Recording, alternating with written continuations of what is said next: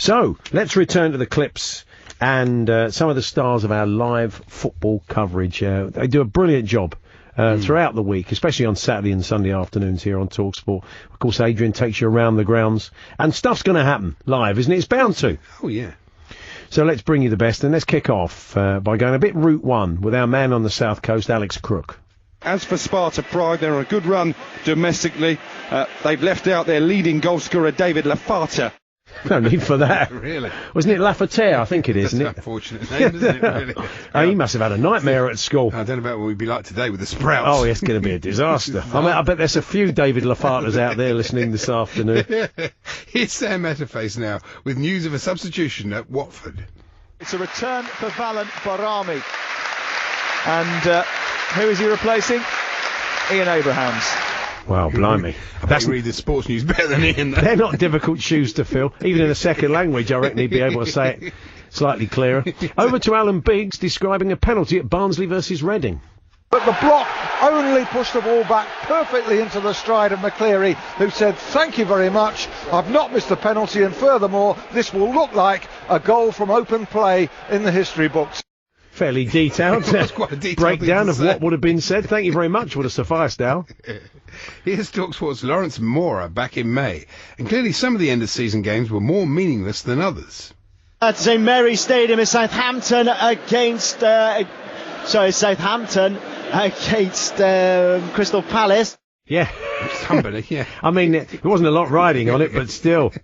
Now, Stuart Pearce has become a bit of a Clips of the Week regular in 2016. Let's have a few from him now, starting at Arsenal versus Leicester, where emotions were clearly running high. Quite excited by this one, I must say. I think there's every chance that this weekend will hinge where the title goes. Oh, you're breaking up. He's in tears. He was going then, wasn't he? That excited. Here he is at the Euro 2016 final, getting very excited alongside Jim Proudfoot. France bring it forward down the left-hand touchline. Can they get the ball across? It is a low one in towards the near post. Gignac turns, keeps his feet. He's hit the post. He fell off the gantry. Back in September, it seemed he had potatoes on his mind. Have a listen to these. I think whoever took over from Ferguson was going to have that period of downturn. It just happened to be David was caught with a potato in his hand, if you like. They've done pretty well. I've done the PSG game in the week, which they got a great result, but you know, were up against it in that game, and then went to Hull in a potential banana skin. It's very potato-based, wasn't it? I think he's looking for that contract from Walkers after Gary Lineker. And last one from Stuart now. Here he is talking Manchester City. Last year probably wasn't acceptable from Manchester City's standards. You always felt as though there was one or two were just going through the motions, and if you've got one or two doing it, it spreads through the team like wildfire. You don't want wildfly, do you? Really. Have those in the garden. Not in your potatoes. No, you don't. They eat the lot. That's where you get all those eyes from. Here's Beaker, old mate Graham Beecroft, a man on Merseyside, Burnley versus Watford. And to be honest, we're starting to think he's doing this on purpose. Watford's best efforts came in the second half, but Deeney was denied by Heaton, the Burnley keeper, and later a great tackle by me. Oh, stop showing off, Beaker. He was quite a good player. He was, yeah. talkSPORT 2's Tim Long now watching Atletico Madrid.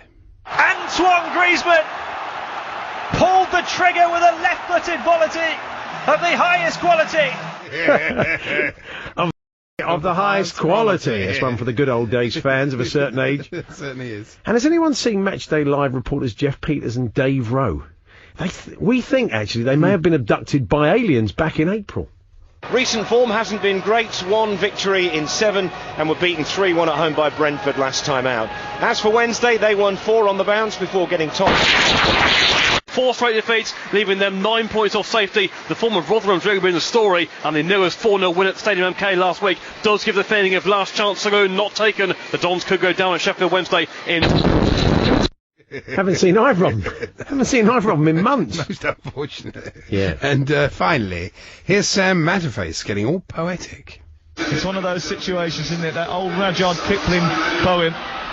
If you can keep your head when all around you are losing theirs, you will be the one that emerges. And they are head and shoulders above everybody else in the Barclays Premier League. That was it, yeah, and something about exceedingly good cakes, clearly, you know, to paraphrase, there he is, old Rudyard, spinning in his grave. So there we are, some of our favourite clips from our...